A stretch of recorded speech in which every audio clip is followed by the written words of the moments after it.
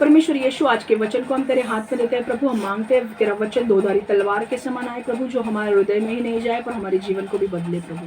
हम मांगते हैं प्रभु, हर एक व्यक्ति जो इस वचन को सुनने वाला है प्रभु, हर एक व्यक्ति को अनुग्रह दे कि ये वचन को अपने जीवन में लागू करेगा और आगे बढ़ेगा प्रभु। परमेश्वर, मैं मांगती हूँ प्रभु, इस वचन के द्वारा हमारे अंदर जो भी चीजें जो सही नहीं है उसे निकाल दे प्रभु। हमें नई प्रकटीकरण से भर प्रभु, और हमें आगे बढ़ने के लिए मदद कर प्रभु। परमेश्वर, शैतान इस वचन को चुरा ना पाए प्रभु।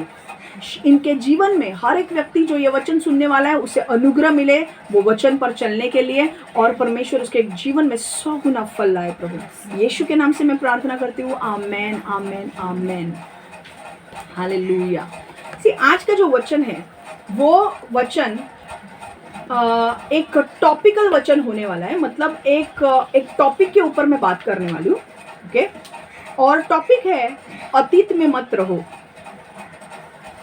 Don't stay in the past, don't stay in the past. अतीत में मत रहो, भूतकाल में मत रहो, भूतकाल में मत रहो, अतीत में मत रहो। और जैसे मैं ये वचन को तैयार कर रही थी, आज मैं बहुत स्लो जाने वाली हूँ, और इस वचन के द्वारा आपको परमेश्वर मुझे बता रहा कि यहाँ पर बहुत सारे लोग हैं जो अभी भी अपने अतीत से जुड़े हुए हैं, अपने भूतकाल से जुड़े हुए हैं, जो भूतकाल में जो चीज़ें हुई हैं अभी भी उन चीज़ों को लेकर वो प्रभावित होते हैं, और उसके वजह से वो आगे नहीं बढ़ पा रहे हैं। बहुत सारे लोग हैं ऐसे जो उनके भूतकाल में जो चीज़ें हुई है उसके वजह से वो आगे नहीं बढ़ पा रहे हैं, और उनको याद आता है बार बार कि उन्होंने कुछ गलत फैसले लिए थे, उन्होंने कुछ गलत काम किए थे, उन्होंने कुछ गलत चीज़ों में वो इन्वॉल्व थे। और अब होता ऐसे कि उन बातों का प्रभाव उनके वर्तमान काल पर पड़ रहा है। अभी भी जब वो अपना जीवन जी रहे हैं तो वो चीज़ें उनको याद आती है, वो गलत कुछ मेमोरीज, कुछ यादें, गलत सोच, गलत चीज़ें जिनमें वो इन्वॉल्व थे, और अब वो लोग आगे नहीं बढ़ पा रहे हैं। और परमेश्वर ने मुझे कहा कि तुझे ये वचन उन्हें सिखाना है ताकि ये लोग अपने भूतकाल को पीछे रखकर, अतीत को पीछे रखकर वो आगे बढ़ पाए। हालेलुया, आमेन। और ये जो वचन है, आज का जो वचन है, ये एक बेस तैयार होने वाला है आपको समझने के लिए, इसलिए मैं बहुत धीरे धीरे जाने वाली हूँ। एक बेस तैयार होने वाला है, और हम बाद में एक सीरीज करने वाले हैं, ओके। सीरीज मतलब 1 पार्ट, 2 पार्ट, 3 पार्ट, क्योंकि ये बहुत सारे पॉइंट्स हैं, मैं एक साथ आप नहीं ले सकती। आपको अगर मैं ज़्यादा दूँ तो आप ले नहीं पाओगे, और मैं नहीं चाहती कि आप सिर्फ सुने और लागू नहीं करें। मैं चाहती हूँ कि धीरे धीरे आप समझे और धीरे धीरे अपने जीवन में लागू करें। हालेलुया। आज हम जो वचन सीखेंगे कि हम बीते बातों को छोड़कर हम कैसे आगे बढ़ सकते हैं। हालेलुया। आज हम एक वचन को देखेंगे, शबो उपदेशक 3:6, एक्लीसियास्टिक्स 3:6, उपदेशक 3:6। इंग्लिश में मैं पढ़ रही हूँ, एक्लीसियास्टिक्स 3:6। A time to gain and a time to lose, a time to keep and a time to throw away। एक समय होता है जब होती है किसी की खोज, और आता है एक समय जब खोज रुक जाती है। एक समय होता है वस्तुओं के रखने का, और एक समय होता है दूर फेंकने का चीज़ों को। हालेलुया। अब ये वचन क्या समझ में आ रहा है अपने को? एक समय होता है जब होती है किसी की खोज। फॉर एग्जाम्पल हम एक उदाहरण से समझेंगे। एक लड़का है, लड़कियों को ढूंढ रहा है, कौन सी लड़की है जिससे मैं शादी करूं, हाँ, और वो ढूंढ रहा है, और अब उसे एक लड़की मिल जाती है जो परमेश्वर की ओर से है, और अब वो उस लड़की को देखता है और वो कहता है कि यस, परमेश्वर उससे बात करता है कि ये लड़की तेरे लिए है, और अब उसकी खोज रुक जाती है। अब वो इसके बाद किसी लड़की को नहीं देखता है। क्यों? क्योंकि परमेश्वर ने कहा है ये लड़की है, इससे तुझे शादी करनी, तो मैं और क्यों खोजूं? हाँ, तो परमेश्वर बता रहा है एक समय होता है खोजने का, एक समय होता है रुक जाने का, खोज को रोकने का। हालेलुया। ये उदाहरण से मैंने आपको समझा। दूसरा समय होता है वस्तुओं को रखने का, और एक समय होता है उन्हें दूर फेंकने का। मान लो आप अगर एक नया घर लेते हो और नए घर में आप बहुत सारी चीज़ों को लाते हो, है कि नहीं? नए घर में जाते हो, आप बेड लाओगे, कबर्ड लाओगे, कुकर लाओगे, सब चीज़ें आप अरेंज करोगे और आप सब चीज़ें रखोगे। तो एक समय क्या होता है वस्तुओं को रखने का, और एक वक्त आता है 5 साल के बाद, शायद आपकी फैमिली बढ़ गई हो, आपकी शादी हो गई हो, अब आपके 2 बच्चे हो गए हो, और वो बच्चों के वजह से उनके स्कूल का डब्बा, टिफिन, वो सब आपको करना पड़ता है, और आपको अचानक से याद आता है कि मुझे माइक्रो ओवन की ज़रूरत है, मुझे ओवन की ज़रूरत है। अब ओवन रखने के लिए मेरे पास जगह नहीं है। अब 5 साल हो चुके हैं और आप बोलते हो कि अरे यार, अगर मुझे कुकर लेना है और ओवन लेना है तो मुझे रखने की जगह नहीं है, तो मैं क्या करूँगी? पहले के जो सामान है पुराना, उसको मैं निकाल दूंगी जो मेरे काम में नहीं आ रहा है, और फिर मैं ये नई चीज़ें मेरे पास खरीदूंगी, है कि नहीं? तभी मेरे यहाँ पर जगह बनेगी, वरना मैं नई चीज़ों को रख ही नहीं सकती। पुराना मुझे फेंकना पड़ेगा और फिर मुझे नया लाना पड़ेगा। एग्जैक्टली परमेश्वर आपको वही बोल रहा है। कई बार हमारे दिमाग में हम इतनी सारी चीज़ों को स्टोर करके रखते हैं, इतनी सारी चीज़ें यहाँ पर रखते हैं सिर के अंदर, अच्छी चीज़ें, बुरी चीज़ें, बुरे सपने, बुरे अनुभव, बुरे चीज़ों के जिसमें हम इन्वॉल्व थे, हम पास्ट की चीज़ें, हमारे भूतकाल में बहुत सारी चीज़ें हुई है, हम सारे अनुभव यहाँ पर रखते हैं। और अब जब हम आगे बढ़ रहे हैं, कई बार जब हम कुछ नया करने जाते हैं तो हमें वो अनुभव याद आता है कि पिछली बार हम कैसे फेल हुए। शायद आपने पिछली बार 2 साल पहले एक बिजनेस किया था और वो फेल हो गए, और अब परमेश्वर आपको बोल रहा है वापस बिजनेस चालू करने के लिए, पर आप बोल रहे हो वो पिछला अनुभव मुझे याद है। क्यों? क्योंकि आपके दिमाग में वो फ्रेश है। वैसे ही परमेश्वर बोलता है, अगर हमें पता है कि नई चीज़ों को लाने के लिए पुरानी चीज़ें फेंकनी पड़ती है, तो आप ये क्यों नहीं समझते कि हमें आगे बढ़ने के लिए जीवन में कुछ पुरानी यादों को निकालना पड़ता है। मैं वापस स्लो करके बोल रही हूँ, मैं जानबूझ के स्लो बोल रही हूँ ताकि लोगों के अंदर जाए। आपके जीवन में इतने सारे गलत चीज़ें हुई है, आप गलत दौर से गुजरे हो, गलत चीज़ें आपने की है या किसी और ने किए है, किसी का अपमान, किसी की निंदा, किसी का डर, किसी का बहुत सारी चीज़ें जो आपके दिमाग में है। और आप अभी समझो कि आपका दिमाग एक घर है और बहुत सी चीज़ें स्टोर हो गई है, और अब आपको कुछ नए फ्रेश मेमोरीज चाहिए। आप परमेश्वर को बोलते, परमेश्वर मुझे कुछ नए मेमोरीज चाहिए मेरे जीवन में, मुझे कुछ नई चीज़ें चाहिए कि जिसको मैं याद करूं, बहुत अच्छे अच्छे मेमोरीज। पर पुरानी चीज़ों से आपका दिमाग भरा पड़ा है। तो परमेश्वर बोलता है कि वो पुरानी चीज़ें जब तक आपके अंदर है, आप नई चीज़ों के साथ आगे कैसे बढ़ोगे? हालेलुया। आपको पुरानी चीज़ें फेंकने की ज़रूरत है और नई चीज़ों को पकड़ने की ज़रूरत है। आपको परमेश्वर कह रहा है कि वो चीज़ें पुरानी हैं, वो आपको अभी आगे बढ़ने से रोकती है। कई बार लोगों का एक बार डिवोर्स हो चुका है और अब वो लोग को लगता है नेक्स्ट शादी में भी मेरे साथ वही होगा, इसलिए वो दूसरी शादी ही नहीं करना चाहते। कुछ लोगों को लगता है मैं एग्ज़ाम में, मैंने कैट की एग्ज़ाम दी और मैंने कैट के एग्ज़ाम में मैं फेल हो गया, तो अब मुझे वो एग्ज़ाम ही नहीं देनी है क्योंकि मैं पहले एक बार फेल हो चुका हूँ। तो वो चीज़ें मेरे दिमाग में हैं और इसलिए मैं आगे बढ़ नहीं पा रहा हूँ, जबकि मुझे पता है अगर मैं एग्ज़ाम देके पास होता हूँ मुझे बहुत अच्छी नौकरी मिलेगी। अगर मेरी शादी हो जाती है तो ज़रूरी नहीं है कि मेरे साथ वापस वैसा हो जो पहले हुआ था। फ्रेश मेमोरीज किसको नहीं चाहिए? सबको चाहिए। पर हम क्या करते हैं, हम अभी भी हमारे पास्ट के मेमोरीज से बंधे हुए हैं, भूतकाल की यादों से हम बंधे हुए हैं, इसलिए हम आगे बढ़ नहीं पा रहे हैं। आपके जीवन में परमेश्वर कुछ नया करना चाहता है, पर परमेश्वर बोलता है भाई तूने इतना बांध के रखा है पिछली चीजें कि मैं तुझे आगे कैसे लेकर जाऊं। पिछली चीजों ने तुझे बांध के रखा है, पूरा बांध के रख दिया है, इसलिए तुम आगे ही नहीं बढ़ पा रहे हो। कोशिश कर रहे हो आगे जाने की, पर वो सब याद आता है। होता है कि नहीं? और आज परमेश्वर आपको बोल रहा है कि परमेश्वर आपके जीवन में आपको उस बंधन से छुड़ाने जा रहा है। परमेश्वर, ये जो हम सीरीज करने वाले हैं, back to back, Sunday to Sunday हम जो देखने वाला है, इससे आपको छुटकारा मिलने वाला है। इससे आपको पता चलेगा कि मुझे भूतकाल के साथ कैसे डील करना है, कैसे उसके साथ व्यवहार करना है। हालेलुया, आमेन। पहला पॉइंट जो 10 पॉइंट में लेने वाली हूँ, पर 10 पॉइंट एक साथ नहीं होने वाले, वो over period of time series में होने वाले हैं, संडे टू संडे। आज का जो पहला पॉइंट है वो ये है कि एक क्रिस्ती व्यक्ति को उसका भूतकाल उसे निर्धारित नहीं कर सकता। एक क्रिस्ती व्यक्ति को उसका भूतकाल उसे निर्धारित नहीं कर सकता। As a Christian your past doesn't define you. As a Christian your past doesn't define you. इसका मतलब क्या है? अभी ये बहुत बड़ा शमा ने कह दिया है, हमको कुछ समझ में नहीं आ रहा है। मैं सिंपल उदाहरण से आपको बताती हूँ। मान लो एक व्यक्ति था, यीशु में आने के पहले उसका काम था चोरी करना, और वो जन्म से जैसे जैसे वो बड़ा हुआ है उसने चोरी करना अपना पेशा कर लिया।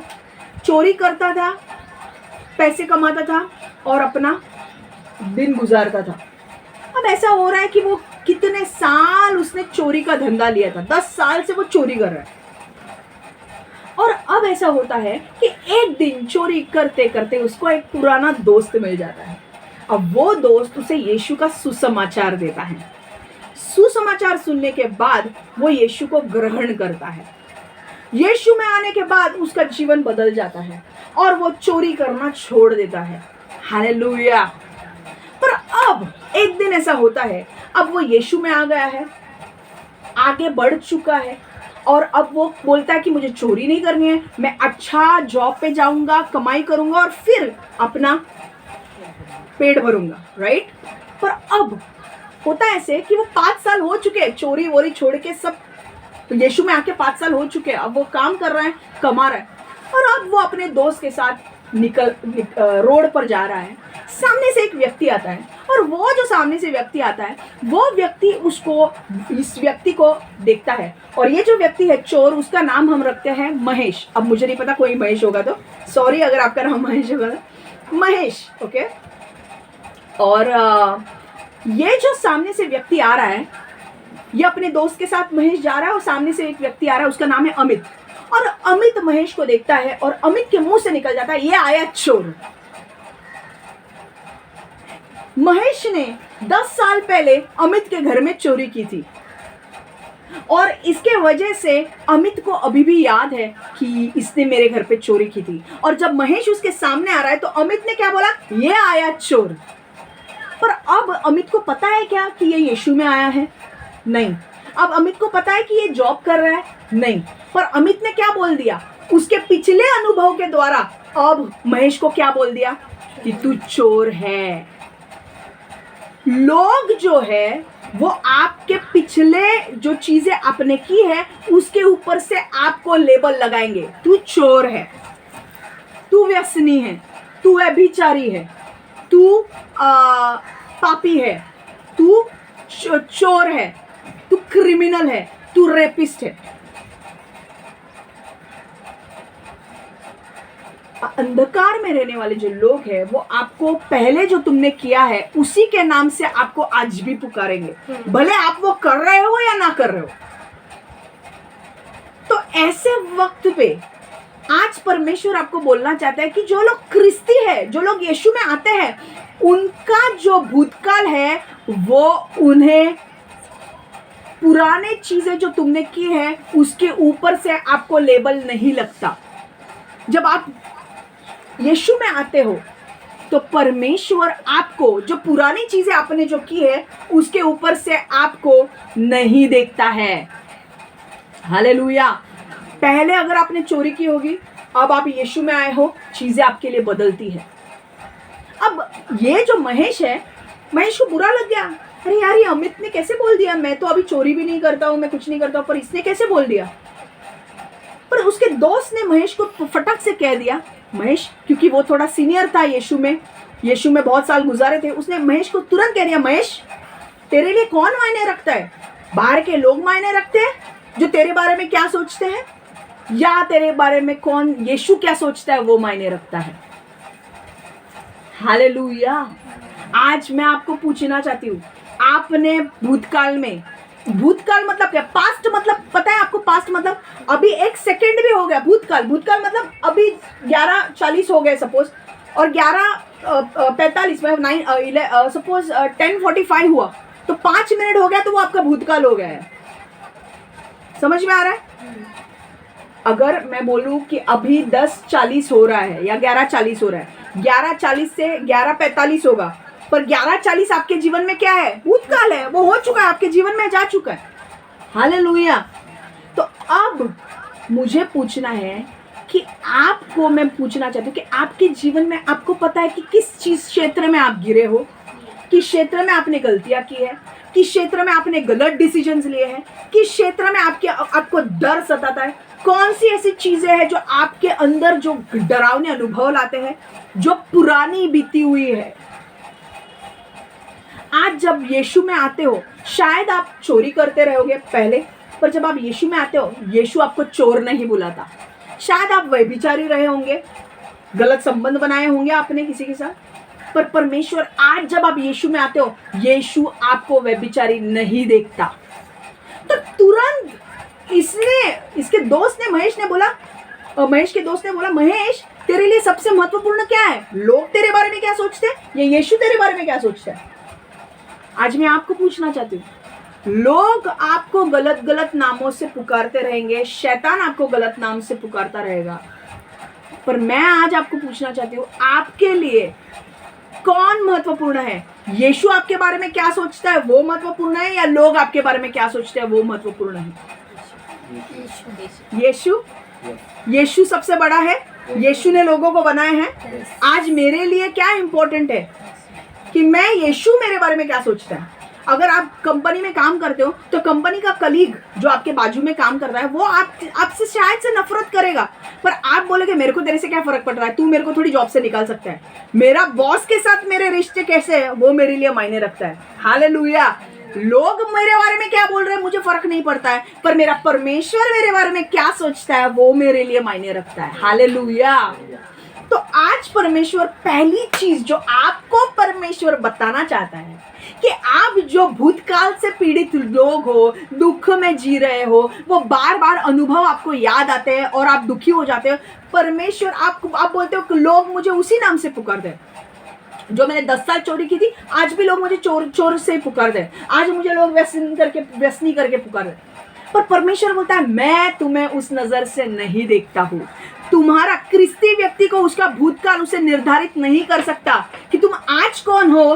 क्रिस्ती व्यक्ति के लिए जब आज तुम यीशु में आते हो तो तुम्हारा भूतकाल क्या है क्या नहीं उससे फर्क नहीं पड़ता है। यीशु आपको एक नई सृष्टि करके पुकारता है। Hallelujah, hallelujah. आज मुझे आपको कुछ चीजें आपको बतानी है कि यीशु आपको किस तरीके से देखता है। जब जानेंगे कि यीशु आपके बारे में क्या सोचता है, आप बहुत हल्का फील करोगे। आपको क्या लगता है ना, लोग क्या सोचेंगे, लोग क्या सोचेंगे, लोग क्या सोचेंगे, लोग क्या सोचेंगे, और आप बहुत प्रेशर लेके जीते हो। पर आज मुझे आपका प्रेशर निकाल देना है, क्योंकि ये लोग क्या सोचते हैं उससे मतलब नहीं है, यीशु क्या सोचता है उससे मतलब है। और आज यीशु आपके बारे में क्या सोचता है वो मैं आपको बताने वाली हूँ। कितने लोग एक्साइटेड है? हालेलुया, आमेन। पहली चीज जो मुझे आपके मुख पर, आपके सुंदर चेहरे पर जो स्माइल आने के लिए मैं बोल रही हूँ वो ये है, परमेश्वर आपसे प्रेम करता है। हालेलुया। आपने कितने भी पाप किए हैं, आपने कितनी भी गलतियां की है, आप गलत चीजों में थे, पर आज आप यीशु में आते हो, परमेश्वर आपसे प्रेम करता है। शायद लोग आपसे प्रेम नहीं करेंगे, पर परमेश्वर आपसे प्रेम करता है। और उसका प्रेम कैसा है? अनकंडीशनल। उसमें कोई कंडीशन नहीं है। अरे अगर तू मुझे डब्बा बना के देगी तो मैं तुझे बाहर लेकर जाऊंगा। कंडीशन नहीं है भाई। कंडीशन में तू डब्बा दे मैं बाहर लेकर जाऊंगा, ये क्या कंडीशन है? हस्बैंड एंड वाइफ में डब्बा दे बाहर, डब्बा नहीं तो तू बाहर।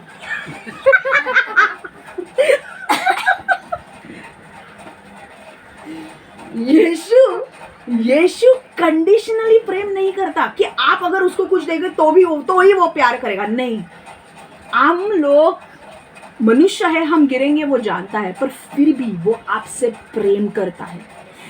आपको हम मनुष्य कैसे होते हैं पता है? हमें प्रेम की बहुत जरूरत होती है। और जब हमें प्रेम नहीं मिलता है, हम प्रेम गलत क्षेत्र में ढूंढना शुरू करते हैं। हालेलुया। हमें जो प्रेम चाहिए, मनुष्य को प्रेम का भूखा है और मनुष्य को प्रेम चाहिए। अगर मैं आपको कुछ अच्छा बोलती हूँ, अरे वाह सुषमा तू बहुत अच्छी लग रही है, आपको अच्छा लगेगा। क्यों? क्योंकि मैंने उसके बारे में अच्छा बोला। मनुष्य को एक प्रेम की भूख है, पर जब उसे प्रेम नहीं मिलता है, वो प्रेम गलत चीजों में ढूंढना शुरू करता है। और हमें वो गलत चीजों में नहीं जाना है। हमें प्रेम किस में ढूंढना है? परमेश्वर में प्रेम ढूंढना है। हालेलुया। परमेश्वर के वचन में, परमेश्वर हमारे बारे में क्या सोचता है, उसमें प्रेम ढूंढना है। और वही मैं आज आपको बताने वाली हूँ, ताकि आपको समझे कि परमेश्वर आपसे कितना प्रेम करता है। हालेलुया। एक्साइटेड हो? पहली चीज जो परमेश्वर, जब आप यीशु में आते हो, तो पहली चीज जो आपके जीवन में परमेश्वर आपको बोलता है, वो ये है, आप परमेश्वर की एक नई सृष्टि हो। हालेलुया।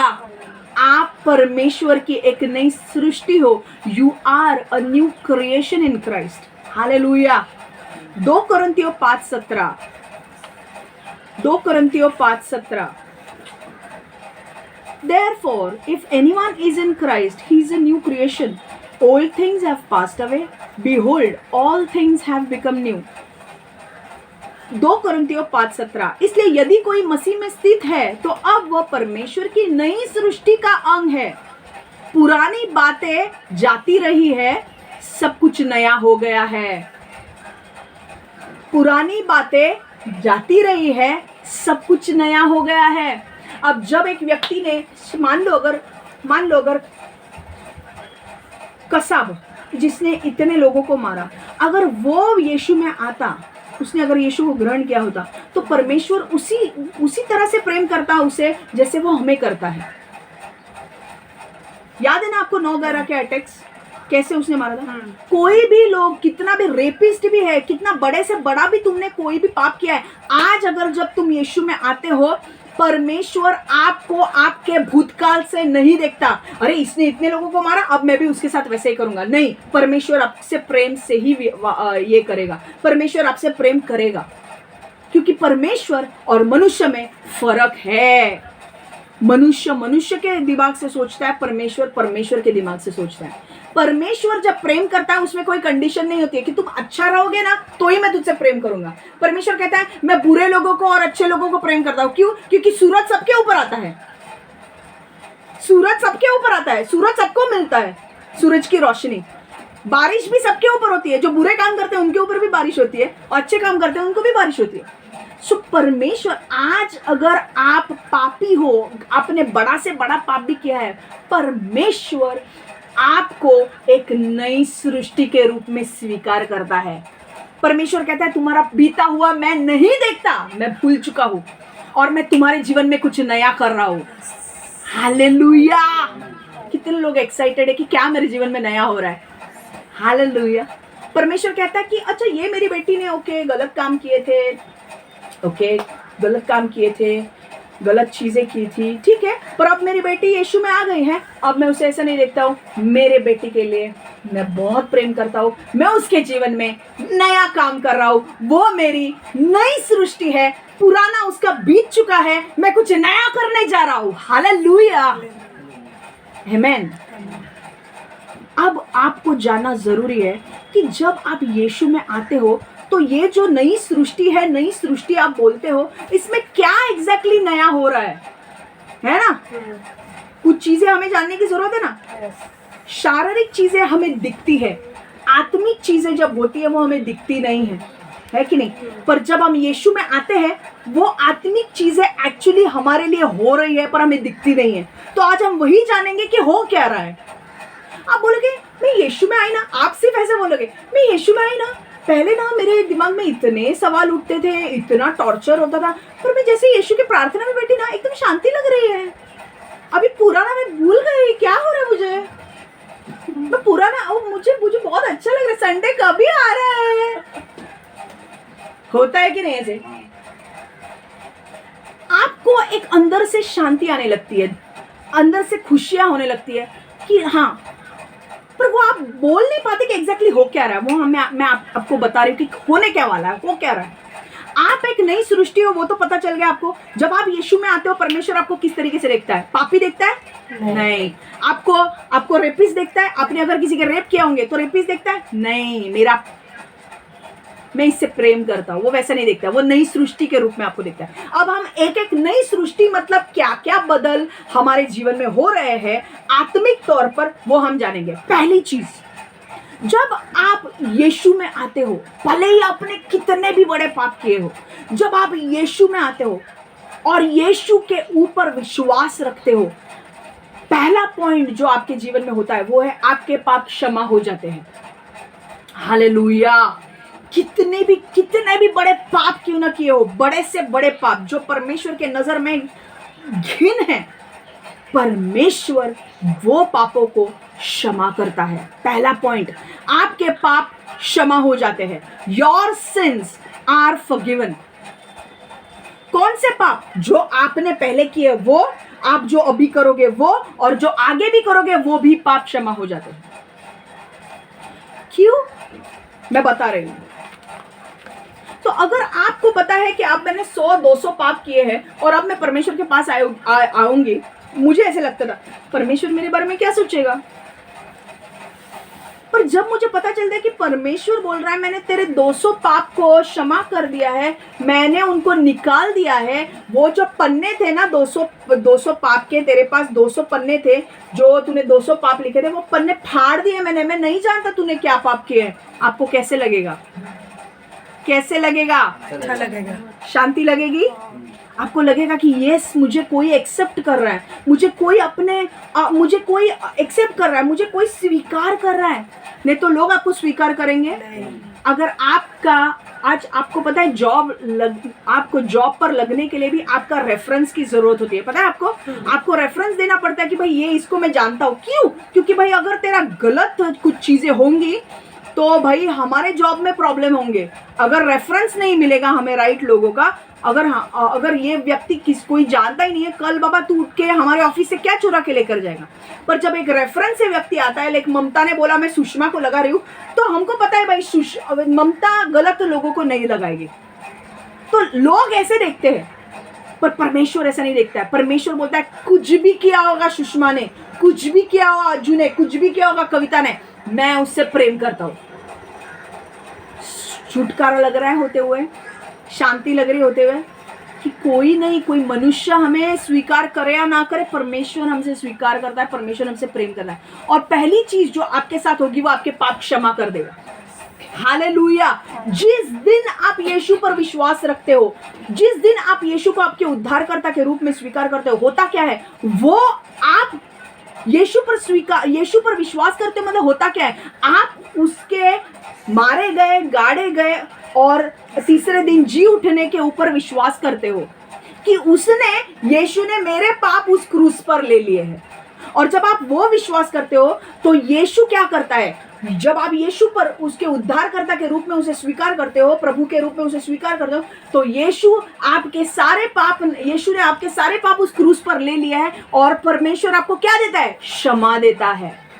तो आज परमेश्वर के सामने अगर मान लो आपके पास एक पूरी फाइल पड़ी है, परमेश्वर ने बोला पूरी फाइल में लिख के दी कितने पाप किए आज तक, और आप लेकर आते हो, परमेश्वर इतनी बड़ी फाइल है और आप लेकर आते हो, और परमेश्वर बोलता है अब तुझे क्या करना है? तू बोलते है नहीं मुझे ग्रहण करना है यीशु को। यीशु बोलता है ग्रहण करना, उद्धार की प्रार्थना कर। परमेश्वर यीशु, मैं तुझे उद्धारकर्ता के रूप में स्वीकार करती हूँ, मैं विश्वास करती हूँ कि तू मेरे लिए मारा गया, गाड़ा गया और तीसरे दिन जी उठा। मेरे पापों को क्षमा कर, मुझे अपने राज्य में ले। अब उद्धार की प्रार्थना कर लिया। अब क्या होता है? परमेश्वर तुरंत फिजिकल में, शारीरिक रूप में आपको नहीं दिखता है, आत्मिक रूप में वो पन्ने फाड़ देता है। ये जो बड़ी फाइल आप लाते हो ना, उसके नजर में वो फाइल कुछ भी नहीं रहती है, वो सब पन्ने फाड़ देता है। उसे कुछ याद नहीं है कि तुमने क्या किया। हालेलुया। आपके सारे पाप क्षमा हो गए। हालेलुया। क्योंकि आपका पाप का दंड, आपने जब यीशु पर विश्वास किया, आपके पाप का दंड आपका विश्वास दिखाता है कि आपके पाप का दंड किसने ले लिया? यीशु ने ले लिया। तो आपके पाप का दंड आपने चुका दिया है, यीशु ने चुका दिया है और उसने आपको क्षमा दे दी है। तो मुझे अगर क्षमा मिल गई है तो मैं क्यों डर से रहूं? आज मुझे परमेश्वर कैसे देखता है? निष्पाप। जब परमेश्वर मुझे देखता है, मैंने भले ही मेरे पुराने इसमें बहुत पाप किए होंगे, पर जब परमेश्वर मुझे देखता है उसे कुछ नहीं दिखता है। क्यों? क्योंकि उसके बेटे ने, तूने उसके बेटे पर विश्वास किया, यीशु पर, और यीशु ने तुम्हारे सारे पाप उस क्रूस पर ले लिए हैं। पर इसका मतलब ये नहीं है कि हमें जैसे चाहिए हम जिंदगी जिए, नहीं। हालेलुया। क्योंकि पाप अगर आप करते हो, परमेश्वर आपको पापों का क्षमा तो दे देगा, पर उसका भुगतान, मतलब उसके पापों की कॉन्सिक्वेंसेस आपको भुगतने पड़ेंगे। अगर आप झूठ बोलते हो और अगर आपका झूठ पकड़ा गया तो उसकी झूठ की भरपाई आपको करनी पड़ेगी। परमेश्वर आपको क्षमा कर देगा, तो भरपाई तो आपको करनी पड़ेगी। समझ में आ रहा है? अब इफिसियों 1:7 हम पढ़ेंगे। इफिसियों 1:7, Ephesians 1:7. In him we have redemption through his blood, the forgiveness of sins, according to the riches of his grace. उसकी बलिदानी मृत्यु के द्वारा अब हम अपने पापों से छुटकारे का आनंद ले रहे हैं। उसकी बलिदानी मृत्यु के द्वारा उसने हमारे लिए जो बलिदान दिया, हमने यीशु पर विश्वास किया, उसने हमारे लिए जो बलिदान दिया क्रूस पर, वो मारा गया, गाड़ा गया और तीसरे दिन जी उठा, वो हमारे पापों के लिए गया। यीशु पापी नहीं था, वो हमारे पापों को, मनुष्य के पाप को लेने के लिए वो पृथ्वी पर आया था और उसने सारे मनुष्य का पाप अपने ऊपर ले लिया और वो क्रूस पर गया, मारा गया, गाड़ा गया और तीसरे दिन जी उठा। और जब हम यीशु पर विश्वास करते हैं, हम विश्वास करते हैं कि उसने अपना हमारा पाप ले लिया है और हमें उसकी क्षमा मिलती है। तो वचन देखो वापस, इफिसियों 1:7, उसकी बलिदानी मृत्यु के द्वारा अब हमें अपने पापों से छुटकारे का आनंद ले रहे हैं। हालेलुया। उसके संपन्न अनुग्रह के कारण हमें हमारे पापों की क्षमा मिलती है। क्लियर है? अपने उसी प्रेम के अनुसार जिससे वह मसीह के द्वारा हम पर प्रकट करना चाहता है। हालेलुया। समझ में आ रहा है? ये क्या है? ये उसका प्रेम नहीं तो क्या है? प्रेम है, इसीलिए तो पापों की क्षमा होती है ना। अगर प्रेम नहीं है तो मैं पापों की क्षमा करूंगी क्या आपको? नहीं। मैं आपका पाप याद रखूंगी। पर मेरा प्रेम है, इसलिए अगर हमारे बच्चे ने गलती की तो हम क्या करते हैं? उसको मारते हैं, पर वापस करीब लेते हैं कि नहीं? प्रेम है इसलिए वापस करीब लेते हैं ना, उसको छोड़ नहीं देते। वैसे ही परमेश्वर प्रेम है, इसके लिए आपके पाप क्षमा करता है, आपको वापस अपने पास बुलाता है। हालेलुया। और वो अपना प्रेम तुम्हें जताता है। अब समझ में आया? अब दिख रहा है क्या किधर मेरी फाइल है, कितने मेरे पाप है? दिख रहा है? पर आत्मिक स्तर में वो हो चुका है। समझ में आ रहा है? आत्मिक स्तर में जिस दिन आप रोमियो 10:9-10 का वचन अगर पढ़ोगे, जो व्यक्ति मुंह से अंगीकार करता है और जो व्यक्ति हृदय में विश्वास करता है कि यीशु मेरे लिए मारा गया, गाड़ा गया और तीसरे दिन जी उठा, उस व्यक्ति का उद्धार होता है। जिस दिन आप यीशु को उद्धारकर्ता के रूप में स्वीकार करते हो, कुछ चीजें आत्मिक स्तर में बदल जाती है, आपके पोजीशन आत्मिक स्तर में बदल जाते हैं। आत्मिक स्तर मतलब क्या दिखता है? परमेश्वर अपने चौपड़ी में बदल देता है। उसकी चौपड़ी में क्या बदला है दिखा आपको? नहीं। पर ये मैं बता रही हूँ, वो दिख रहा है ना अभी, पाप क्षमा हो गए। उसके चौपड़ी में आपके पाप क्षमा हो गए। हाँ, मैं सिंपल वर्ड्स में बता रही हूँ। उसकी चौपड़ी में जो आपके पाप लिखे थे वो चौपड़ी फेंक देता है वो। समझा अभी? हाँ।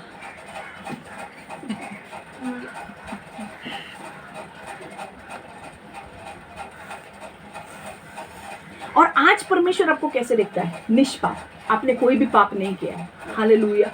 अगर एक व्यक्ति आपको बार बार पाप की नजर से देखेंगे, आप जाओगे क्या उसके पास कभी भी? हाँ, जब भी जाओ है चोर चोर चोर करके आपको अगर घर पे भी बुलाएगा और आपको बोलेगा इधर बैठा, तू इधर मत आ, आपको अच्छा लगेगा उसके पास जाने के लिए? नहीं ना। वैसे परमेश्वर करता है, नहीं, चोरी तूने पहले की होगी पर अब मैं तुझे चोर के रूप में नहीं देखता, अब तू मेरी नई सृष्टि है। हालेलुया। पहले की चीजें गई है, मैं कुछ नया कर रहा हूँ। क्या नया हो रहा है? पाप क्षमा हो गए। हालेलुया। दिखा क्या? चौपड़ी दिखा, परमेश्वर के चौपड़ी में कैंसिल हो गया, है ना? Very good. दूसरी चीज है, अब आप पर कोई दोष नहीं है। हालेलुया। एक चीज अभी मैं जो बोलने वाला हूँ, आवाज कुछ नहीं चाहिए मेरे को, कुछ आवाज नहीं चाहिए। अब जो मैं बोलने जा रही हूँ बहुत ही महत्वपूर्ण है। अब आप पर कोई दोष नहीं है, you are no longer condemned. अब आप पर कोई दोष नहीं है, you are no longer condemned. इसका मतलब क्या है? रोमियो 8:1 वचन पढ़ेंगे हम। रोमियो 8:1, Romans 8:1। There is therefore now no condemnation to those who are in Christ Jesus, who do not walk according to the flesh but according to the Spirit. इस प्रकार अब उनके लिए जो यीशु में स्थित है कोई दंड नहीं है। इस प्रकार अब उनके लिए जो यीशु में स्थित है कोई दंड नहीं है। भाई ये कौन से दंड की बात हो रही है? हालेलुया। अब हम जाएंगे, आमीन। अभी अच्छी तरह से समझो। अब बाइबल में दे रही हूँ, अब सुसमाचार में दे रही हूँ। आपको कभी भी लोगों को बताना होगा तो ये सुसमाचार है। देखो, बाइबल के अनुसार प्रत्येक व्यक्ति पाप का दोषी है। मतलब बाइबल के अनुसार परमेश्वर हर एक व्यक्ति को पापी समझता है और उसको पापी के रूप में दोष लगाता है। बाइबल के अनुसार परमेश्वर यीशु, परमेश्वर पिता, परमेश्वर यीशु, सब लोग, परमेश्वर आपको पापी के रूप में देखता है, हर एक व्यक्ति को। और ये कहाँ पे लिखा है? आज हम सिर्फ हवे में बात नहीं करने वाले। मैं इसलिए स्लो जा रही हूँ ताकि आप वचन देखें। मैं अगर बोल रही हूँ कि बाइबल के अनुसार प्रत्येक व्यक्ति को परमेश्वर पाप का दोषी देखता है, तो ये कहाँ लिखा है? आइए, रोमियो 3:23, रोमियो 3:23, रोमन्स 3:23, रोमियो 3:23।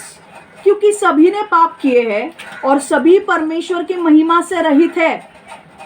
क्योंकि सभी ने, किसी ने एक ने पाप किया है क्या? बोला सभी ने। पृथ्वी पर सब जो लोग हैं सभी ने पाप किए हैं और सभी परमेश्वर के महिमा से रहित है। हालेलुया। परमेश्वर यहाँ पे क्या बता रहा है? सब ने पाप किया। शुरुआत पाप की कहां से हुई? आदम और हवा ने।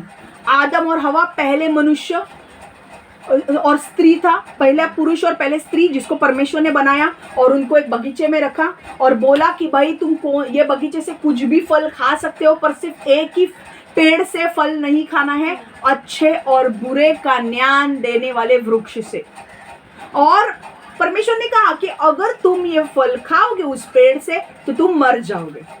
अब हवा ने क्या किया? गलती की, उसे बहुत अच्छा लगा वो फल। शैतान ने आकर उसे लुभाया। शैतान ने बोला अरे ऐसा तो नहीं कहा परमेश्वर ने कि तुम मर जाओगे, तुम खा सकते हो। और हवा जो थी उसके मन में लालच आई, उसने फल खाया, उसने आदम को भी फल दिया और तब से पाप की शुरुआत पृथ्वी पर हो गई।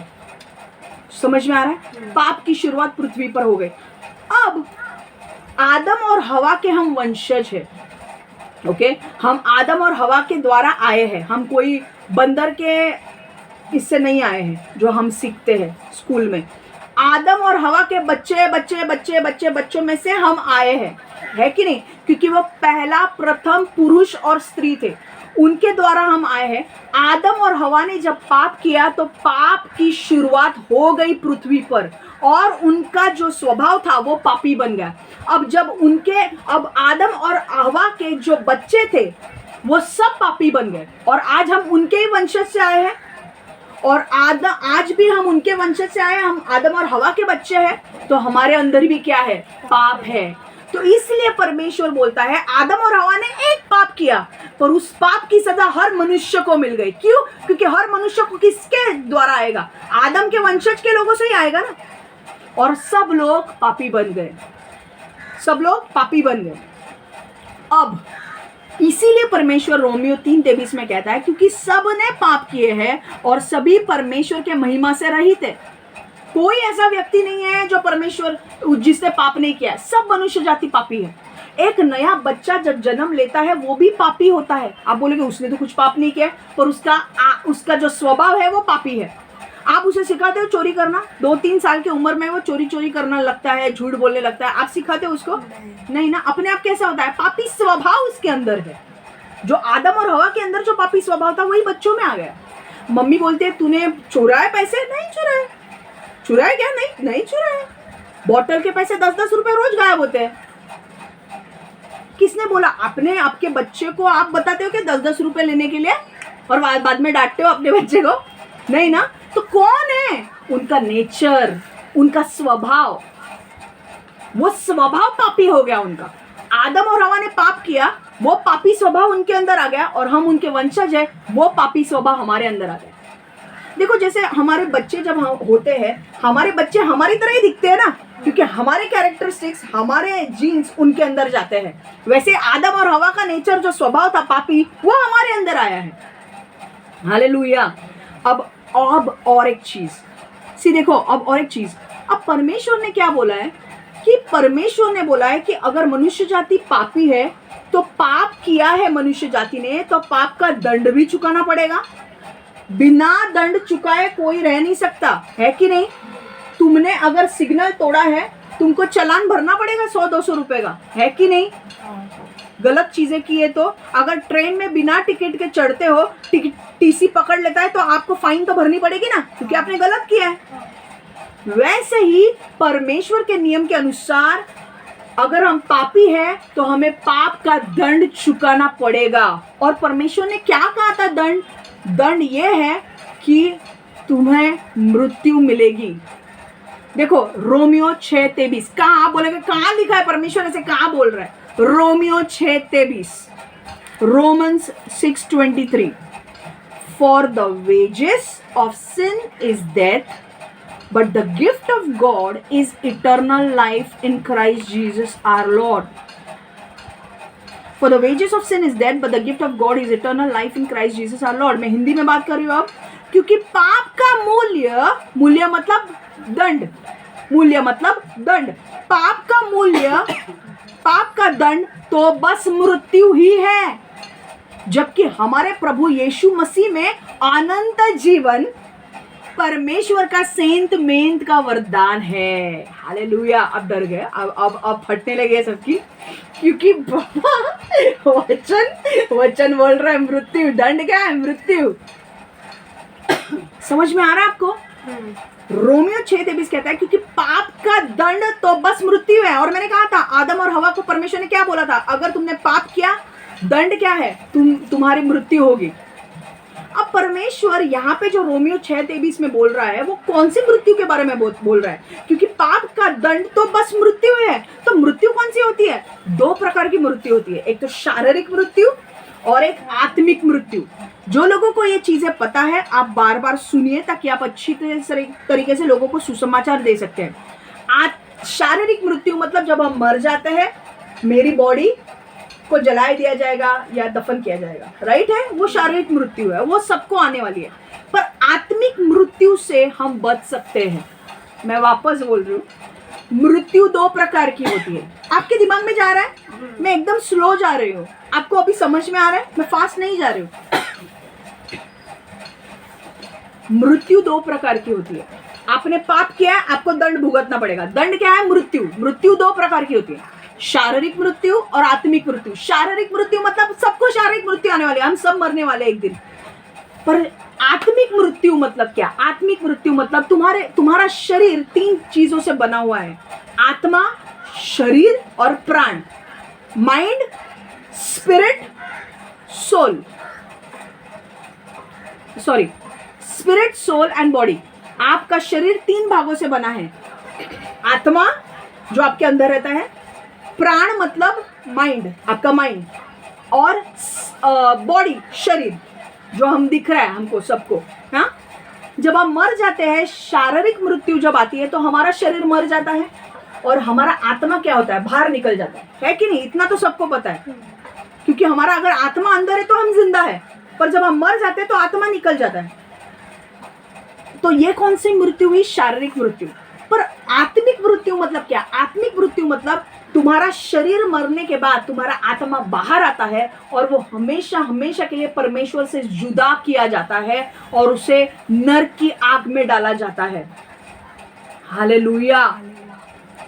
पाप का दंड मृत्यु है। मृत्यु 2 प्रकार के हैं, शारीरिक मृत्यु, आत्मिक मृत्यु। शारीरिक मृत्यु मतलब वो जो हम हर एक मनुष्य शारीरिक मृत्यु से गुजरने वाला है। हम जब मर जाते हैं, हमारे शरीर को जलाया जाएगा, दफनाया जाएगा। पर आत्मिक मृत्यु से हम बच सकते हैं। आत्मिक मृत्यु क्या है? आत्मिक मृत्यु मतलब परमेश्वर से हमेशा जुदा करके, आत्मा हमेशा के लिए परमेश्वर से जुदा होकर नरक की आग में डाला जाता है। समझ में आ रहा है? और नरक बहुत भयानक जगह है। वहां पे जो आग है वो रुकती नहीं है, वहां पे जो कीड़े हैं वो मरते नहीं है, वो आपके शरीर को खाते हैं। वहां की जो आग है वो आपके आत्मा को जलाती है। आप बोलोगे अरे मेरा तो आत्मा है तो मुझे आग कैसे लगेगी? उस टाइम पर आपका नया ये होता है, आपको वो आग लगती है क्योंकि वो आग भी आत्मिक है।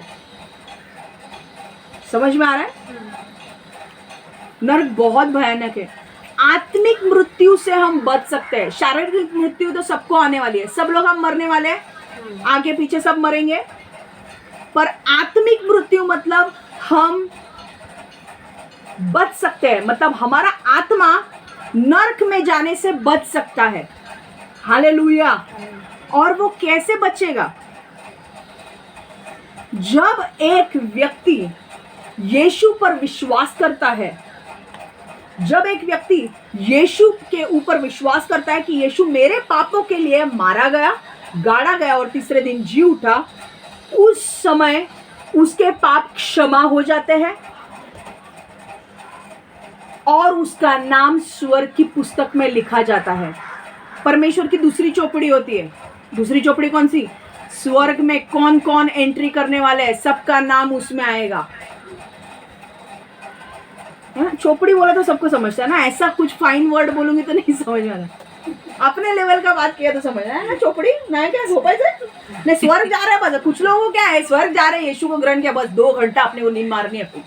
थियोलॉजी किसको समझनी है ना?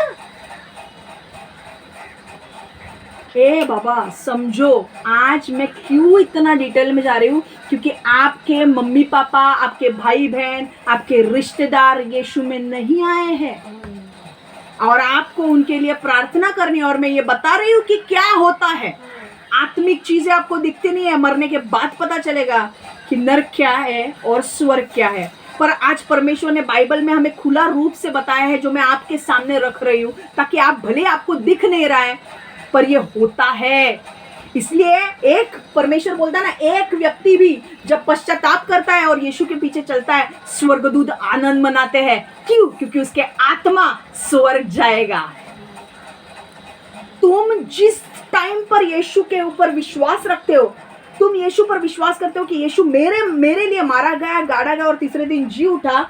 जब तुम यीशु पर विश्वास करते हो कि यस, यीशु मेरे लिए मारा गया, गाड़ा गया और तीसरे दिन जी उठा और उसने मेरे सारे पाप उस क्रूस पर ले लिए, तब पता है क्या होता है? यीशु आपके पाप क्षमा करता है, आपका नाम जीवन के पुस्तक में लिखा जाता है, जीवन के चौपड़ी में लिखा जाता है। सब लोग, जो लोग ऑल ओवर द वर्ल्ड जितने भी है, जो लोग यीशु पर विश्वास करते हैं, उनका नाम चौपड़ी में लिखा जाता है। और आपको पता है, मैंने एक तो ये भी देखा था कि जब हम लोग मरते भी है ना, अगर आपका नाम जीवन की पुस्तक में है तो स्वर्गदूत, आप जब स्वर्ग में जाते हो, आपका नाम चेक किया जाता है कि पहले है कि नहीं। अगर नहीं है, नरक। इसीलिए मैं बोल रही हूँ, हल्के से इन चीजों को मत लो। कभी कभी क्या होता है, हमको दिखता है ना, आपको लगता है हाँ ये दिखता है तो ऐसा ही होगा, दिखता नहीं है तो हमको क्या पता है कि नहीं। पर जो नहीं दिखता है वो एक्चुअली होता है और जो दिखता है वो नहीं होता है। What is seen is temporary and what is not seen is permanent. समझा नहीं? कोई बात नहीं। अभी समझो कि आत्मिक स्तर में ये चीजें एक्चुअली होती है। आपका नाम जीवन की पुस्तक में लिखा जाता है और आपको स्वर्ग जाने की एंट्री मिल जाती है। जिस समय आप यीशु पर विश्वास करते हो, आपके पाप क्षमा होते हैं और यीशु आपके ऊपर अब दोष नहीं लगा सकता। क्यों? क्योंकि उसने सारे पाप, क्योंकि उसने, सुनो, अब बहुत इंपॉर्टेंट है, यीशु ने आपके सारे पाप यीशु ने ले लिए हैं। उसने उस क्रूस पर आपके सारे पाप ले लिए हैं, उसने आपको क्षमा कर दिया है। तो अब यीशु आपके ऊपर दोष नहीं लगा सकता कि तुम पापी हो। क्यों? क्योंकि पापी कब बोल सकते हैं? जब उसके पाप क्षमा नहीं हुए। तो हमारे पाप क्षमा हो गए तो हमको यीशु पापी बोल सकता है, दोष लगा सकता है? नहीं, क्योंकि उसने हमारे सारे पाप ले लिए उस क्रूस पर। तो अब हमारे ऊपर कोई दोष नहीं है। पिछले वाले लोग बोलेंगे ये ना, ये व्यसनी है, ये 10 साल पहले भी पीता था, अभी भी पीता, ये व्यसनी है। यीशु नहीं, वो यीशु बोलेगा नहीं, ये पापी नहीं है। हालेलुया, इसके पाप क्षमा हो गए हैं, इसके ऊपर अब कोई दोष नहीं है। पर कभी कभी क्या होता है, क्योंकि जब हमें ये रियलिटी, सच्चाई पता चलती है कि यीशु अब हमारे ऊपर कोई दोष नहीं लगा रहा, कई बार हम बहुत रिलैक्स हो जाते हैं, रिलैक्स होते हैं कि अरे हाँ ठीक है ना, फिर हम कैसे भी जीवन जी सकते हैं। नहीं नहीं, आपके ऊपर परमेश्वर ने अनुग्रह किया है कि आपको परमेश्वर ने उस नरक जाने से बचाया है। जब आप यीशु पर विश्वास करते हो, आपके पाप क्षमा हो जाते हैं और आपका नाम जीवन की पुस्तक में लिखा जाता है। और फिर आप जब मर जाओगे तो आपका आत्मा नरक नहीं जाएगा, स्वर्ग जाएगा।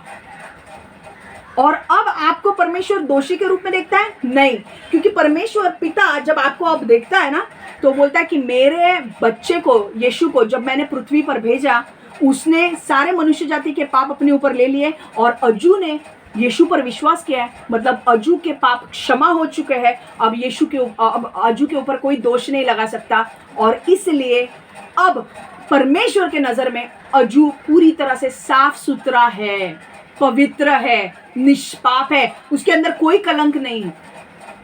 इसीलिए वचन में कहा गया, आपने वचन पढ़ा होगा, तो मैं परमेश्वर का धर्मी हूं। हालेलुया, परमेश्वर आपको धर्मी देखता है, आप में कोई खोट नहीं देखता।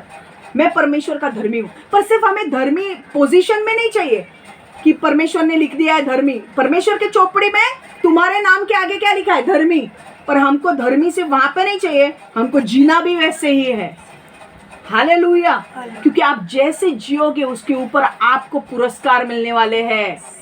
हालेलुया, स्वर्ग में आज आप जो जो पृथ्वी पर करते हो उसका हर एक चीज का पुरस्कार, आप जब स्वर्ग जाओगे तो आपको पुरस्कार मिलेगा। हालेलुया, आप परमेश्वर बोलेगा हाँ ये तो धर्मी है, हाँ इसको मैं निष्पाप तो बोलता हूँ, पर एक्चुअल में इसको रिवॉर्ड कितने दूंगा? 1-2 ही दूंगा, क्योंकि इधर तो निष्पाप है इसका, पर ये इतना चला नहीं है मेरे साथ, तो इसको रिवॉर्ड ज्यादा नहीं मिलेंगे, पुरस्कार ज्यादा नहीं मिलेंगे। जब आपका जीवन आप यीशु के वचन के अनुसार बदलते हो, यीशु की तरह आप चलने लगते हो, यीशु के वचन पर चलने लगते हो, यीशु जो बोलता है वो आप करते हो, तब आपके पुरस्कार बढ़ने लगते हैं। और परमेश्वर बोलता है जब तू मर जाएगा, तू स्वर्ग आएगा, मैं तुझे वो पुरस्कार दूंगा। हालेलुया। पर आपके पाप क्षमा हो चुके हैं। आप जिस दिन यीशु पर विश्वास करते हो, आपके पाप क्षमा हो जाते हैं, क्योंकि आपने ये विश्वास किया कि यीशु मसीह ने मेरे पाप ले लिए। एक तो 2 विकल्प होते हैं। एक तो व्यक्ति, अभी सपोज मान लो एक व्यक्ति है, अब वो जी रहा है, वो यीशु में नहीं आया है, वो पाप कर रहा है, अब वो पाप में मर जाता है। आपको क्या लगता है वो कहाँ जाएगा? नरक जाएगा, क्योंकि उसके पापों की क्षमा मिली ही नहीं है उसको। उसका नाम तो पुस्तक में लिखा ही नहीं गया, क्योंकि उसने यीशु को ग्रहण नहीं किया। कहाँ जाएगा? नरक। पर मान लो अगर एक व्यक्ति है जिसने बहुत सारे पाप किए, पर अचानक से आके उसे कोई सुसमाचार देता है और वो यीशु को ग्रहण करता है और यीशु पर विश्वास रखता है, अब वो कहाँ जाएगा? Hallelujah, hallelujah. समझ में आ रहा है? अब वो कहाँ जाएगा? स्वर्ग। आमीन। और स्वर्ग बहुत सुंदर जगह है, बहुत सुंदर जगह है। यहाँ पर जो रोना दुख है ना, वहां पे कुछ भी नहीं है। यहाँ पर तकलीफ है, रोना है, ये है, वहां पर कुछ भी नहीं है। बहुत मस्त जगह है स्वर्ग। आगे आएगा वो। हालेलुया। अब परमेश्वर, मेरा सेकंड पॉइंट क्या है? परमेश्वर अब आप पर कोई दोष नहीं है। You are no longer condemn. पहले आपके ऊपर दोष था क्योंकि आप पापी थे, पर अब दूसरा पॉइंट मैंने क्या बोला? आपके ऊपर कोई दोष नहीं है। क्यों? क्योंकि आपके पाप क्षमा हो चुके हैं। पाप क्षमा हो चुके हैं, अब आपके ऊपर कोई दोष लगा सकता है क्या? एक बार अगर कोर्ट में एक किस्सा होता है, कोर्ट में 2 व्यक्ति है और अगर एक बंदा है, सामने वाले 2 बंदे हैं, अमित और महेश को ही लेते हैं। हाँ, अब अमित को अच्छा बनाते हैं हम लोग, ठीक है, महेश को बुरा ही लगते हैं। महेश बोलता है अमित ने मेरे से 10 करोड़ रुपए लिए हैं। अमित बोलता है मैंने नहीं लिए हैं। जज बोलता है अगर तुझे पता है उसने 10 करोड़ रुपए लिए हैं तो प्रूफ दिखा। अगर तेरा प्रूफ तूने साबित किया तो मैं अमित को सजा दे दूंगा, राइट है। पर महेश के पास प्रूफ ही नहीं है। वो सिर्फ अमित को लटकाने के लिए बोल रहा है कि इसने मेरे से 10 करोड़ रुपए लिए। अब प्रूफ तो वो दे नहीं पाता है, सबूत तो कुछ दे नहीं पाता है।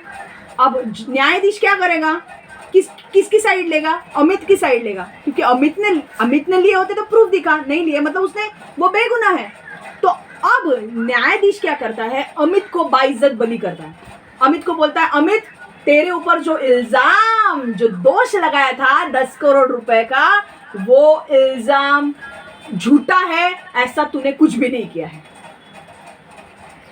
और अमित को जज बोलता है, तू बिंदास जा, अब तुझे कोई नहीं करेगा क्योंकि मैंने छप्पा लगा दिया है। हालेलुया। यस, वैसे ही जब आप यीशु में आते हो, बाहरी लोग आपके बारे में क्या बोलते हो क्या नहीं, उससे आपको कुछ फर्क नहीं पड़ता, क्योंकि यीशु ने आपका उद्धार का छप्पा लगा दिया है। आपका उद्धार हो चुका है। अब लोग क्या बोलेंगे क्या नहीं, उससे कुछ फर्क नहीं पड़ता, आप स्वर्ग जा रहे हो। हालेलुया। समझ में आया? यीशु ने आपके ऊपर एक बार मोहर लगा दी है। यीशु बोल रहा है कि अब तू दोषी नहीं है। न्यायाधीश बोल रहा है अब तू दोषी नहीं है, क्योंकि तूने, परमेश्वर पिता बोल रहा है तू दोषी नहीं है। पहले तू दोषी था पर अब तू दोषी नहीं है, क्योंकि तूने मेरे बेटे के ऊपर विश्वास किया और तेरे सारे पाप उसने ले लिए, ये विश्वास तूने किया है, तो अब तेरे पाप सारे क्षमा कर दिए हैं। अब तेरे ऊपर कोई भी दंड नहीं है। दंड क्या? नरक जाने का दंड नहीं है। अब कहाँ जाएगा तू? स्वर्ग। और अब कुछ भी कोई बोले कुछ फर्क नहीं पड़ता, क्योंकि मैंने मोहर लगा दी है, तेरा उद्धार हो गया है। उस चौपड़ी पे नाम लग गया है, मेरा स्टैंप लग गया है, सुषमा मेश्राम, उद्धार हो चुका है, खत्म। हालेलुया। अब समझ में आ रहा है? और आपको भले ही दिख नहीं रहा है, इसका मतलब ये नहीं है कि ये वचन में है तो वचन में है, क्लियरली वचन में बोल रहा परमेश्वर कि ये होता है। हालेलुया। समझ में आ रहा है? तो दूसरी चीज आपके ऊपर क्या है? अब कोई दोष है आपके ऊपर? ये व्यक्ति बोलेगा, दूसरे व्यक्ति आपके पास आके बोल सकते हैं, ये ना ये चोरी करता था, ये पहले ना बहुत चोरी करता था, ये पहले खराब औरत थी, ये थी वो थी। पर अब परमेश्वर आपको वैसे देखता है? नहीं। तो आपको लोग क्या सोचते हैं आपके बारे में, लोग क्या आपके बारे में सोचते हैं, बोलते हैं, उसकी चिंता आपको करने की जरूरत नहीं है। आपको परमेश्वर ने ग्रहण किया है, अब आपको पवित्र जीवन जीना है। हालेलुया। पर आपको पवित्र जीवन जीना है। पाप आपके क्षमा हो गए, इसका मतलब ये नहीं कि आप अभी कुछ भी कर सकते हो, क्योंकि यीशु ने छप्पा मार दिया मैं कैसे भी जीऊं। नहीं, आपको पवित्र जीवन जीना है। हालेलुया। दो चीजें आपको अच्छी लग रही हैं। परमेश्वर आपसे प्रेम करता है, आपको पाप से क्षमा मिल गई है, आपके ऊपर कोई दोष नहीं है। लोग आपके ऊपर दोष लगाएंगे, आप सोचोगे अभी उसके बारे में, क्या बोलेंगे क्या नहीं, फर्क नहीं पड़ता है। परमेश्वर क्या सोचता है मेरे लिए वो मायने रखता है। अच्छा लग रहा है आपको, या अभी भी ऐसे लग रहा है क्या क्षमा बोल रहे, कुछ समझ में नहीं आता है? अभी भी लग रहा है? आज you are concentrating so well, I am so very happy. आज तुम कितना अच्छा फोकस करके सुन रही हो मेरी बात। परमेश्वर ने सच में डिलीवरेंस किया। Thank you so much Lord. उस दिन लास्ट वीक आए थे, आप इसमें ही नहीं थे, पर आज आपको क्लियरली पता चल रहा है क्या हो रहा है। गुड। आपको समझ में आ रहा है मैं जो सिखा रही हूँ आपको, या आपको नहीं समझ में आ रहा है? मुझे बताओ। अब एक लास्ट पॉइंट हम लेंगे, फिर रुक जाएंगे, फिर आगे कंटिन्यू करेंगे। लास्ट पॉइंट जबरदस्त है। परमेश्वर यीशु में आपको अनंत काल का जीवन मिलता है। हालेलुया। परमेश्वर यीशु में आपको अनंत काल का जीवन मिलता है। In Christ you receive eternal life. यूहन्ना 3:16, John 3:16. For God so loved the world that he gave his only begotten Son, that whoever believes in him should not perish but have an everlasting life. परमेश्वर को जगत से इतना प्रेम था कि उसने अपने एकमात्र पुत्र को दे दिया, ताकि हर वह आदमी जो उसमें विश्वास रखता है नष्ट ना हो जाए, बल्कि उसे अनंत जीवन मिल जाए। अब मुझे एक प्रश्न पूछना है आपको, वापस मैं ये पढ़ रही हूँ, मैं आपको कुछ सवाल पूछने वाली हूँ। परमेश्वर को जगत से इतना प्रेम था कि उसने अपने एकमात्र पुत्र को दे दिया, ठीक है, यीशु को दे दिया हमारे लिए पृथ्वी पर, ताकि वो हमारे लिए मारा जाए, गाड़ा जाए और तीसरे दिन जी उठे, हमारे सारे पाप वो ले ले, ठीक है। आगे ताकि हर वह आदमी जो उसमें विश्वास रखता है नष्ट ना हो जाए। नष्ट का मतलब क्या है? नष्ट कैसे होगा? जो लोग उसके ऊपर विश्वास रखते हैं वो नष्ट ना हो जाए बल्कि उसे अनंत जीवन मिले। नष्ट ना हो जाए मतलब क्या बोलना है परमेश्वर को? कोई बता सकता है मुझे? आत्मिक जीवन नष्ट ना हो। सिंपल है, बोला है मैंने आपको। जो लोग यीशु पर विश्वास रखते हैं ताकि हर वह आदमी जो उसमें विश्वास रखता है नष्ट ना हो जाए। नष्ट कैसे होगा वो आदमी? मुझे बताओ ना। परमेश्वर से क्यों बोल रहा है? कौन नष्ट करेगा? कहाँ नष्ट होगा? वो कैसे नष्ट होगा अगर वो विश्वास नहीं करेगा तो? विश्वास नहीं करेगा तो नष्ट होगा। क्योंकि दादा नष्ट होगा, पर नष्ट कैसे होगा मैं पूछ रही हूँ। मैं ये नहीं बोल रही हूँ नष्ट कैसे होगा, बताओ। सिंपल है, मैंने क्या कहा था? जो लोग यीशु पर विश्वास करते हैं उनके पाप क्षमा हो जाते हैं। वो कहाँ जाएंगे मरने के बाद? स्वर्ग में। और तुम नष्ट कहाँ होगे? नरक में। हालेलुया। अब ट्यूबलाइट चमकी है ना? थॉमस अल्वा एडिसन को धन्यवाद देना चाहिए, बल्ब चमके आपके, है ना?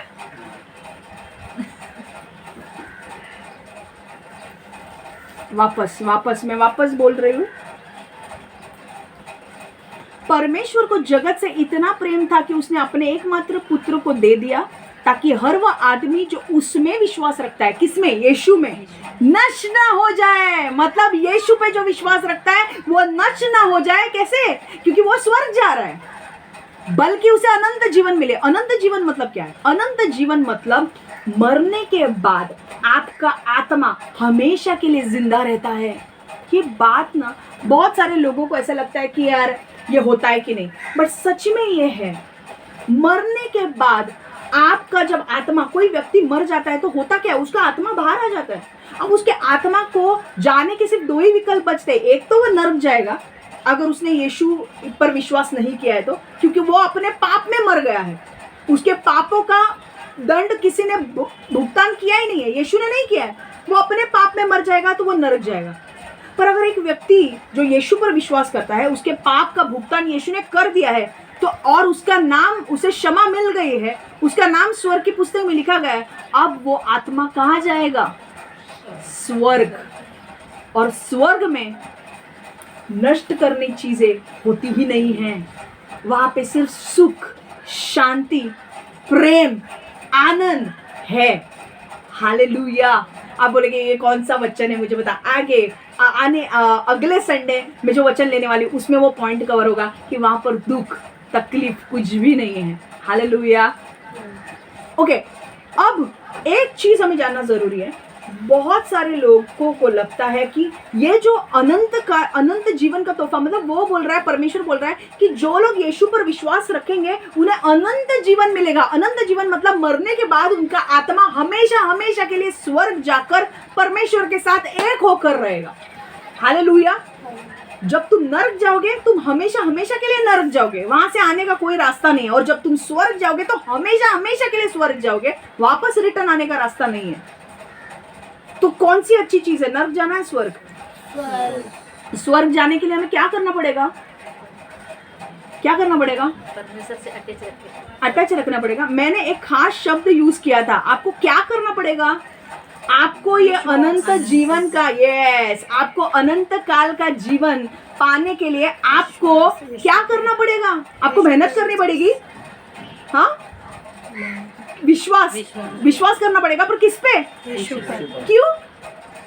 पापों के क्षमा। यस, क्योंकि उसने आपके पाप ले लिए हैं क्रूस पर। आप जब उसके ऊपर विश्वास रखते हो कि यीशु, क्या विश्वास रखते हो आप ये विश्वास रखते हो कि यीशु मेरे पापों के लिए मारा गया, गाड़ा गया और तीसरे दिन जी उठा। उसने मेरे पाप ले लिए, पापों का दंड ले लिया है और अब वो मुझे क्षमा मिल चुकी है। हालेलुया। तो अनंत काल का जीवन आपको कैसे मिलता है? यीशु पर विश्वास करके। सिर्फ यीशु पर विश्वास करना है कि यीशु मेरे पापों के लिए मारा गया, गाड़ा गया और तीसरे दिन जी उठा, और ये विश्वास करना है और यीशु आपको क्षमा करता है। हालेलुया। आपको मेहनत कसरत नहीं करनी है भाई, अनंत काल का जीवन पाना है। चलो एक्सरसाइज करने लगे, सुबह 7 बज के एक्सरसाइज। 4 मूवी देखो तो अनंत काल का जीवन मिलेगा, ऐसा बोला है। मैं एमसीक्यू दे रही हूँ आपको, multiple choice question, real answer बोलो मुझे। 4 क्वेश्चन अभी। विश्वास, यीशु में स्वर्ग में कैसे जाओगे? एक्सरसाइज करके, 4 बार मूवी देख के, इसकी उसकी गॉसिप करके, या एक दूसरे को बुरा कह के, या यीशु पर विश्वास करके? किसके ऊपर? यीशु पर विश्वास करके। Very good, very good. आज सब लोग जीवित हैं, सब लोग सोए नहीं हैं, सब लोग स्वर्ग नहीं पहुंचे हैं। नहीं तो अब तक स्वर्ग पहुंच जाते हैं, 2 घंटे के आराम से नींद ले लेते हैं। हाँ, वेरी गुड। आज कैसे आपको जिंदा रखा है परमेश्वर ने? आज कैसे आपको, आप पूरी तरह से मुझे देख रहे हो, वाह। सब लोग eternal life is a gift from God. एक चीज ध्यान में रखो, अनंत काल का जीवन तोहफा है। तोहफा मतलब पता है आपको क्या होता है? अगर अजू का बर्थडे आ रहा है सपोज, और मैं उसका बर्थडे आ रहा है तो मैं उसको तोहफा दे रही हूँ। तोहफा मतलब उसने कुछ काम किया है तोहफे के लिए? तोहफे के लिए काम किया है? अवार्ड के लिए हम काम करते हैं, पुरस्कार के लिए हम काम करते हैं, है कि नहीं? अब मैं उसको तोहफा और पुरस्कार अलग है। पुरस्कार मतलब जिसके लिए हम काम करते हैं और हमको पुरस्कार मिलता है कि भाई ये बच्चे ने बहुत अच्छा स्कूल में पढ़ाई की, उसके लिए उसको पुरस्कार मिल रहा है। पर अगर उस बच्चे का बर्थडे है और अगर मैं उसको गिफ्ट दे रही हूँ तो उसने कुछ काम किया? नहीं। वैसे ही परमेश्वर हमें अनंत काल का जीवन तोहफे में दे रहा है। उसके लिए हमने क्या किया? हमने कुछ काम किया? हमको क्या करना है? सिर्फ यीशु पर विश्वास रखना है, खत्म। और इतनी बड़ी सच्चाई जो आप अभी देख नहीं पा रहे हो, पर आपको पता चलेगी कि आप स्वर्ग जाओगे और वहां पर परमेश्वर के परिवार का एक हिस्सा बनोगे। हालेलुया, हम बन गए हैं ऑलरेडी परमेश्वर के परिवार का हिस्सा। आगे आएगा, मैं सिखाऊंगी आपको। हालेलुया, कितना अच्छा लगा आपको। आज ये वचन मैं यहीं पे समाप्त करूं। 1 घंटा 6 मिनट हो चुके हैं। हम प्रेयर करेंगे। परमेश्वर यीशु, हम धन्यवाद देते हैं प्रभु, आज का वचन तूने हमें सिखाया है। तूने हमें कहा है कि हमारा पास्ट, हमारा भूतकाल हमें निर्धारित नहीं कर सकता। हमें हमारे पास्ट को देखकर तू हमारे ऊपर न्याय नहीं लाता है परमेश्वर। तू हमें आज नई सृष्टि के रूप में देखता है प्रभु, और हम जान चुके हैं कि नई सृष्टि मतलब क्या है। नई सृष्टि मतलब तूने हमें पापों से, तूने हमारे पाप क्षमा किए हैं, तूने हमें दोषी, तू हमें नहीं ठहराता अब, और अब हम स्वर्ग के वारिसदार हो गए हैं। जब हम यीशु में आते हैं हम स्वर्ग के वारिसदार हो जाते हैं। हमें पता है कि हमें मरने के बाद भी हम स्वर्ग जाने वाले हैं, और ये आनंद जो हमें मिलता है उसके लिए हम धन्यवाद देते हैं प्रभु। परमेश्वर, आज जो भी हमने वचन सुना है परमेश्वर, इस वचन को हमारे जीवन में कार्य करने दे, नया बदलाव लाने दे, और हमें आगे बढ़ने के लिए मदद कर प्रभु। यीशु के नाम से हम प्रार्थना करते हैं, amen, amen, amen. Your past doesn't define you. God loves you, God cares for you, and God has a great plans for you. Don't be bound with your past. God bless you.